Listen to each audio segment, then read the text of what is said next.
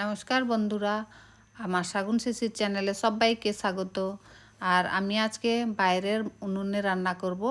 Gas শেষ হয়ে গেছে, তাই জন্যে আমি মাটন রান্না করব। এই মাটির কড়াতে রান্না করব। কড়াটা গরম হয়ে গেছে, তেল ঢেলে দিয়েছি। তারপরে এই যে গোটা মশলাগুলো দিয়ে দিলাম।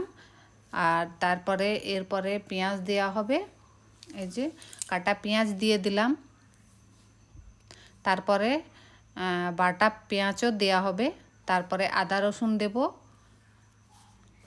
আমি যেইভাবে রান্না করছি সেইভাবে একবার করে দেখবেন, দেখবে খুব ভালো লাগবে। এখানে হলুদ দিলাম, আর গরম মশলা দিলাম, তারপরে জিরে, তারপরে ধনে। আমি কম মশলাই রান্না করি। এটা কাশ্মীরি লাল লঙ্কা আর গরম মশলা। আর এবার দিয়ে দিলাম। এবারে যে ম্যারিনেট করে রেখেছিলাম দই দিয়ে, মশলা দিয়ে, আর এটা ঢেলে দিলাম। তারপরে কষাতে থাকবো এইগুলো। এবার 10 মিনিটের জন্যে ঢাকিয়ে রাখবো। তারপরে 10 মিনিট হয়ে গেছে। তারপরে এই যে দেখুন, এই যে এইভাবে হয়েছে, মাংস থেকে অনেক জল বেরিয়েছে। এবার নুন দেব। তারপরে আবার 10 মিনিট ঢেকে রেখেছিলাম। তারপরে এই যে দেখছি হয়ে গেছে।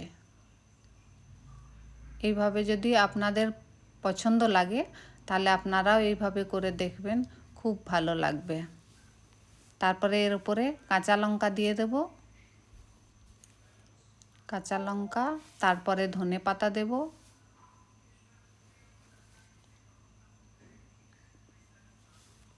আমার রান্না রেডি হয়ে গেছে।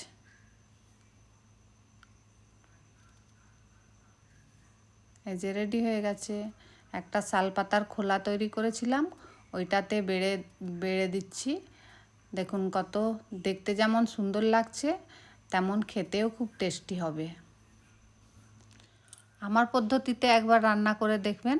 যদি ভালো লেগে থাকে তাহলে আমাকে জানাবেন। আর সবাই ভালো থাকবেন। নমস্কার।